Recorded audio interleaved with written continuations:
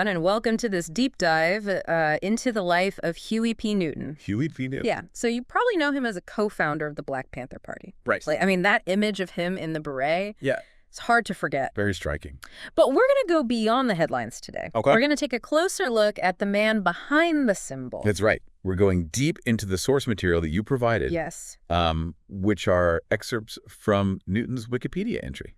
That's right. Now, Wikipedia can be a great starting point. Yeah. It offers kind of a broad overview, but also some really intriguing details. Exactly. And that's our mission today, to go beyond that surface level understanding of Newton.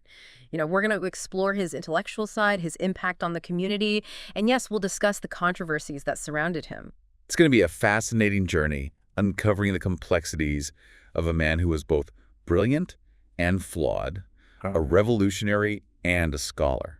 Totally. Okay, so let's start at the beginning. Huey P. Newton was born in 1942 in Monroe, Louisiana, named after the state's populous governor, Huey Long. Huey Long, okay. But his family story very quickly becomes part of a much larger narrative like the Great Migration. The Great Migration. His family fled racial violence in Washita Parish. That's right. The Equal Justice Initiative has documented 37 lynchings. Wow. In that parish alone between 1877 and 1950. That's grim. That is the fifth highest of any county in the entire South. It really puts things in perspective. Yeah, so the Newton family, they head west Uh-huh. to Oakland, California, hoping for a better life, but they face poverty and hardship there as well. Yeah, and within that context, young Huey begins to grapple with his own identity, his place in the world. Right. He even wrote about feeling ashamed of being Black due to the way Black history and culture were presented, or rather completely absent in the educational system. It's a feeling that so many Black students sadly could relate to then and even now. But here's where it gets interesting, and this detail always blows me away. Newton taught himself to read using Plato's Republic. Plato's Republic. Yeah. That's incredible. It speaks volumes about his intellectual curiosity and his drive. I mean, this wasn't just some kid trying to get by. Right. This was a kid who was actively seeking knowledge, who was engaging with these complex philosophical ideas from a young age. And it really challenges that stereotypical image, doesn't Absolutely. it? Of like a, street thug. Yeah. And this is just the beginning. This is a man who eventually earns a PhD in social philosophy. Right. How often do you hear that mentioned when people talk about Huey Newton? Not often enough. It changes the whole frame of reference. Absolutely. And it's important to note that his dissertation wasn't some abstract philosophical treatise either. Yeah. It was titled War Against the Panthers, a study of repression in America. Wow. So he was directly analyzing the forces that he saw working against the Black community, the forces he was actively fighting against in his own life. So we see this connection, right, between his intellectual pursuits and his activism. Yeah. It's not just theory for him. No. It's about understanding the world in order to change it. Exactly. And that brings us to a pivotal point in his life, meeting Bobby Seale at Merritt College Okay. and the founding of the Black Panther Party. So before we dive into the Black Panthers, I'm curious about this period at Merritt College. What was Newton like as a student? Yeah. Was he already actively involved in politics? He was definitely making waves. He was instrumental in getting the first Black history course Wow. added to the curriculum at Merritt. Wow. Imagine that at college in the 1960s with no Black history course until students like Newton fought for it. That's a significant achievement. It is. Especially considering the time period it shows that he wasn't just about protesting. Right. He was also about education. Empowering his community with knowledge. Totally. Absolutely. And this is a key point to remember as we kind of delve into the Black Panther Party. Okay. They weren't just about armed self-defense, although that image certainly grabbed headlines. Right. They were also deeply involved in community organizing, social programs, and political education. Okay, so let's talk about the Black Panthers then. I know they're most famous for their 10-point program. The 10-point program. Which went far beyond just self-defense. Yes. What were some of the key demands that they put forward? They demanded decent housing, full employment, and end to police brutality. Yeah. Education that taught true Black history. These are demands that resonate deeply today, Right. especially in the context of ongoing struggles for racial justice. It's striking how relevant their demands still feel over 50 years later. They were really trying to address these systemic issues. Yes. Not just these surface level problems. And, when you really dig into Newton's writings and speeches, you see this thread of revolutionary humanism running through them. Revolutionary humanism. Okay, I'll admit I haven't heard that term before. Okay, good. Can you unpack that a little bit? What did Newton mean by that? So it's fascinating, really. He was deeply influenced by Malcolm X. Okay. But he felt that religion wasn't the answer, at least not in the traditional sense. Okay. He believed that true liberation came from recognizing our shared humanity, our interconnectedness as human beings, and then fighting for a society that reflected those values. So it's about transcending traditional boundaries, whether it's race or religion or nationality, and focusing on our common humanity as the basis for building this just an equitable world. Exactly. Okay. And he believed that this fight required a revolutionary spirit, a willingness to challenge the status quo and dismantle these oppressive systems. Right. But it also had to be rooted in a deep respect for human dignity and potential. So it's not just about tearing things down. Right. It's about building something new, something better based on this idea of revolutionary humanism. Exactly. This is a complex concept, but I'm really starting to see how it shaped his approach to activism and community organizing. It's a key to understanding him, for sure. And you see it in action in some of the Black Panther Party's most famous initiatives. You're talking about the community programs, right? Like the Free Breakfast for Children program. With free breakfast for children. I remember learning about that in school. Yeah. It was a huge deal, feeding thousands of kids every day. It was incredibly impactful. Yeah, and then there was the Oakland Community School, which provided this high-quality education to 150 children. That's right. From underprivileged neighborhoods. Even the county supervisor at the time praised Newton That's amazing. for his dedication to the school. So you have this image of the Black Panthers as these militant revolutionaries. Right. But on the other hand, they're running these incredibly positive community programs that are directly helping people. Right. It's a stark contrast to the way they were often portrayed in the media. And I think it goes back to what we were saying earlier about Newton's strategic thinking. Yes. He understood that lasting change required more than just protests and confrontations. It also required building these alternative institutions, empowering communities, and creating this vision of a better future that people could believe in. He was working on multiple fronts, trying to address immediate needs while also pushing for a more radical transformation of society. Right. It's a really complex and nuanced approach, and I think it often gets lost in the simplified narratives that we often hear about the Black Panthers. And it's important to remember that Newton was trying to channel what he saw as the energy and frustration of young Black people into something constructive, something political. Right. He writes about this in his autobiography, Revolutionary Suicide. Revolutionary Suicide. There's this quote that I found that really stuck with me. He says, "I tried to transform many of the so-called criminal activities going on in the street into something political, although this had to be done gradually." It shows how he was trying to bridge that gap between the streets and the movement. Yeah, he recognized that change doesn't happen overnight. It requires patient strategy and a deep understanding of the complexities of the situation. It makes you wonder how he managed to balance all of these different aspects of his life. The intellectual side, the community organizing, the revolutionary politics. It must have been incredibly demanding. Yeah, and as we move forward in this deep dive, we'll see how those demands, those tensions began to take a toll on him, both personally and politically. Okay. Right, because we can't shy away from the more difficult parts of his story.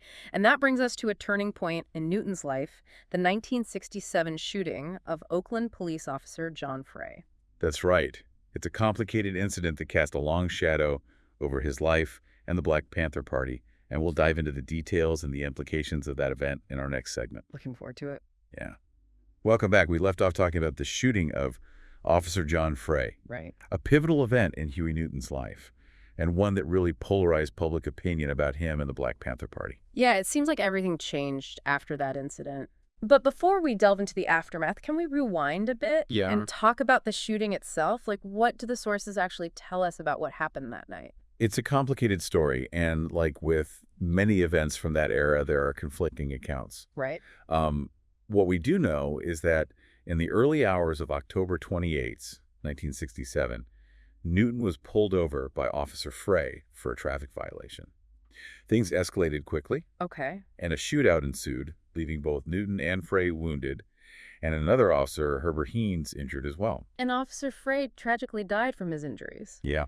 So what happened next? Was there a trial? Yes. Newton was arrested and charged with murder. Wow. The trial was highly publicized. Yeah. And became a focal point for racial tensions in the country.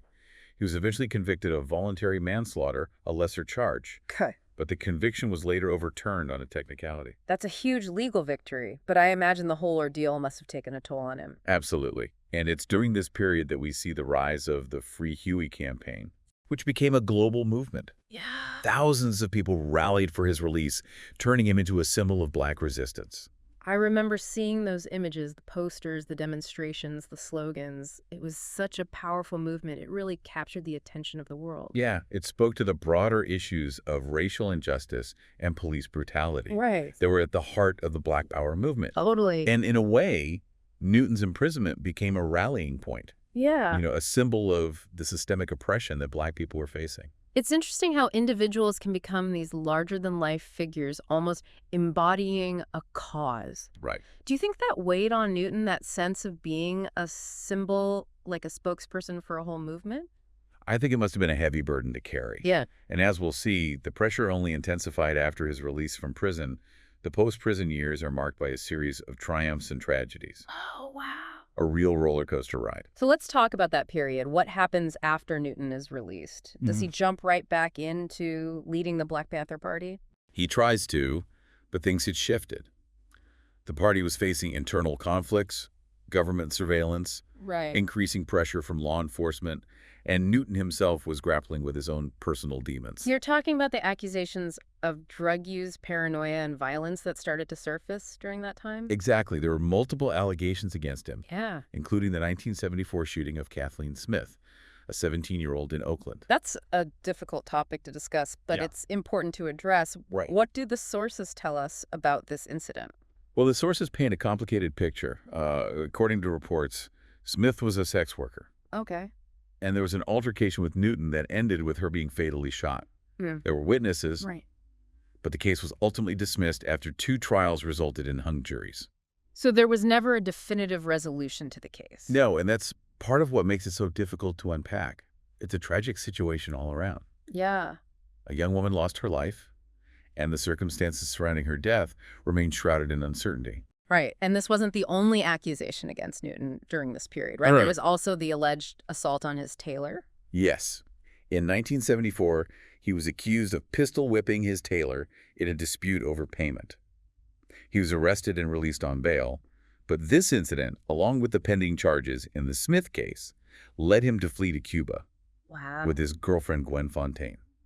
So he goes into exile. Right. That must have been a difficult decision to leave the country, to leave the movement that he had built. It was a turning point, for sure. And I think it speaks to the pressure he was under, both from the legal system and from within the Black Panther Party itself. Yeah. There were growing concerns about his leadership, Right. his stability, and his ability to effectively guide the movement. It sounds like things were falling apart around him. Yeah.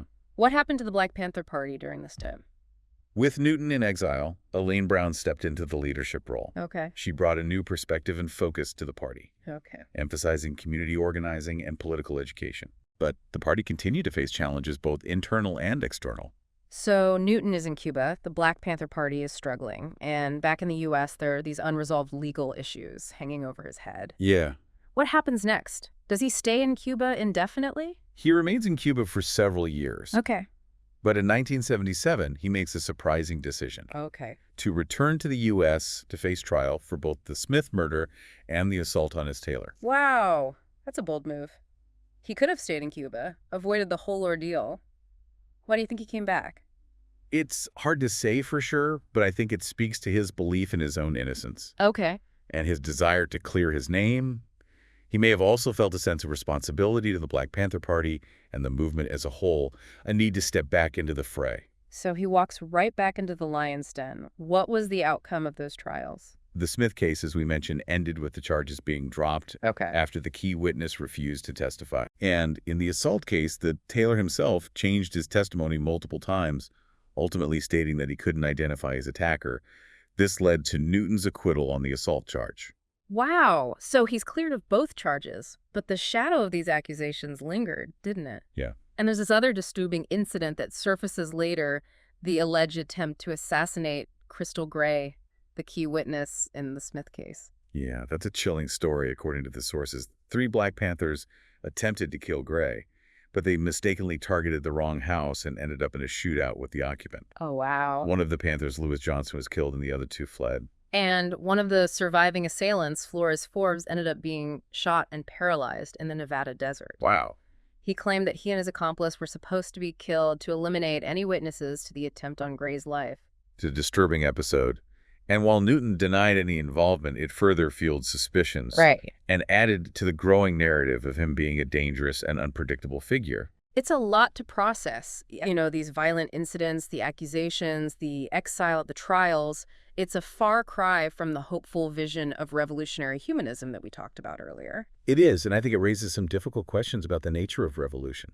Yeah. The complexities of power and the personal toll that these struggles can take on individuals. And we also can't ignore the 2007 accusation from former Black Panther Erica Huggins, Right. who alleges that Newton repeatedly raped her and threatened her children if she spoke out. This is a deeply disturbing accusation, and it adds yet another layer of complexity to our understanding of Newton. Right. It's important to acknowledge this accusation. Yeah. But we also have to recognize that it came decades after the alleged events, and Newton was never charged or tried for these crimes. We can't adjudicate this here, but it's a part of the historical record that can't be ignored.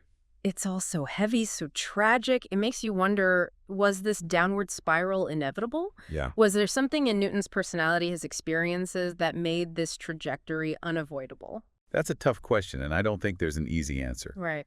He was a product of his time, shaped by the violence and oppression he was fighting against. Yeah.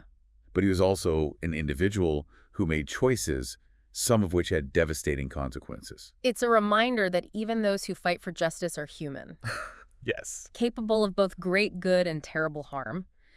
Their stories are rarely simple, and our understanding of them needs to reflect that complexity. Absolutely. And I think it's also a reminder of the importance of listening to and believing survivors, even as we grapple with Newton's legacy. Right. We can't dismiss or minimize the pain of those who accused him of violence and abuse.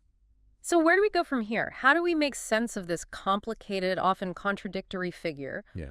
A man who earned a PhD, founded a movement, inspired millions, but also left this trail of pain and destruction in his wake. That's the challenge, isn't it? We can't erase the good he did, Right. nor can we ignore the harm he caused. And then there's his death in 1989, shot dead on an Oakland street. Right. The killer, Tyrone Robinson, claimed his motive was to advance in a prison gang. It's such a tragic, senseless end to his story. A man who dedicated his life to fighting against violence becomes a victim of the very forces he tried to combat. It's a heartbreaking irony, and it underscores the complexities of his legacy. Was he a revolutionary who ultimately succumbed to the forces he was fighting against? Right. Or was he a flawed individual whose personal demons overshadowed his achievements? These are questions that historians and scholars continue to debate, and ultimately it's up to each individual to engage with the evidence, grapple with the contradictions, and come to their own conclusions about Huey P. Newton's place in history. What's crucial is that we don't shy away from those difficult conversations. We need to explore the nuances, challenge our own assumptions, and resist the urge to simplify or sanitize the past. Absolutely, because history isn't about black and white figures. It's about real people with all their complexities and contradictions. Right. And it's by understanding those complexities that we can learn from the past and build a more just and equitable future. Well said. And in the spirit of continuing to explore these complexities, I think it would be fascinating to shift gears a bit and delve into Newton's intellectual side. Okay. You know, we touched on it earlier. Yeah. But there's so much more to uncover. I'm really intrigued by that aspect of his life. The scholar, the philosopher, we know he earned a PhD. We've talked about revolutionary humanism. Right. But I'm curious to learn more about his writings, his ideas, and how they evolved over time. Let's do it in our final segment. We'll dive deep into Newton's intellectual world, exploring his academic work, his essays, and his book, Revolutionary Suicide. So we've explored the activism, the controversies, the very public life and struggles of Huey P. Newton. But you mentioned something earlier that really caught my attention, his intellectual side. Yeah. He wasn't just a man of action. He was a deep thinker, a scholar. And I think this is where we can truly separate the man from the myth. It's a side of him that often gets overshadowed. Unfortunately, people tend to fixate on the image of the revolutionary, the militant figure, but Newton was so much more than that. Right. He was a voracious reader, a student of philosophy, and someone who deeply engaged with complex ideas. You mentioned that he actually earned a PhD, which in itself is an incredible accomplishment, but to do that while also leading a movement facing legal battles, Right. dealing with all the chaos that surrounded him, Yeah. it's mind-boggling. It speaks to his intellectual capacity and drive. Yeah. And his dissertation wasn't just some dry academic exercise either. It was titled War Against the Panthers, a study of repression in America. Wow. So he was using his academic work to analyze the very forces that he saw working against the Black community forces he was actively fighting against in his own life. That's a powerful statement. It is. He wasn't content to just be an activist. He wanted to understand the underlying structures of power, the historical forces that shaped the Black experience in America, and that's what led him to pursue a PhD. He was seeking knowledge as a tool for liberation, and it wasn't confined to his academic work. Newton was also a prolific writer. He authored essays articles, and even a book, Revolutionary Suicide, which is part autobiography, part philosophical treatise. I've always been struck by that title, Revolutionary Suicide. It seems to suggest a certain fatalism, a recognition that radical change often comes at a great personal cost. It's a provocative title, for sure, and I think it reflects Newton's evolving worldview. He grappled with the contradictions of revolution, the violence inherent in the struggle for liberation, and the toll it took on individuals and communities. In his book, there's a quote that has always resonated with me. He says, "I tried to transform many of the so-called criminal activities going on the street into something political, although this had to be done gradually." It speaks to his strategic thinking, his understanding that lasting change requires more than just anger and passion. Right. It requires a plan, a long-term vision. He wasn't naive about the challenges. He recognized that change wouldn't happen overnight and that it would require a multifaceted approach he had to navigate the complexities of street life, the realities of power, and the need to build a movement that could sustain itself over time. But he wasn't working in a vacuum. His ideas were shaped by the writings of Malcolm X, Frantz Fanon, other revolutionary thinkers. He was part of a larger intellectual conversation about race power and liberation that was happening globally. Absolutely. His ideas were deeply rooted in the Black Power movement, the anti-colonial struggles happening around the world, and the broader push for social justice and equality. He was constantly absorbing new information, challenging his own assumptions, and trying to synthesize these different strands of thought into a coherent vision for change. And it's clear that his ideas resonated with people. The Free Huey campaign, his visit to China, the attention he received from scholars and activists, all of this speaks to his influence and the power of his message. He had a way of articulating the frustrations and aspirations of a generation that was yearning for something more, something better. And even though his life was cut short, his legacy continues to inspire and provoke us. This deep dive has been eye-opening. I came into this with a certain image of Huey Newton in my mind, the revolutionary icon. But what I've discovered is a much more complex and nuanced individual, a brilliant mind, a flawed human being, and someone who is constantly wrestling with the challenges of his time. It's a reminder that history is rarely simple. The people who shape our world are often a mix of contradictions and complexities, and it's by engaging with those complexities that we can truly learn from the past and build a more just and equitable future. I think that's a great place to end this deep dive. We've covered a lot of ground. His early life, the founding of the Black Panther Party, the controversies, his intellectual pursuits, and his tragic death. It's been a journey, to say the least. It has, and I hope that for our listener, this deep dive has sparked a curiosity to learn more, to dig deeper into Newton's writings, his speeches, and the history of the Black Panther Party. Because there's always more to uncover, more to understand, and by engaging with the past with all its complexities and contradictions, we can better navigate the present and shape a future that is more equitable and more humane for all. Well said. And on that note, I want to thank you for joining us on this deep dive into the life and legacy of Huey P. Newton. Until next time.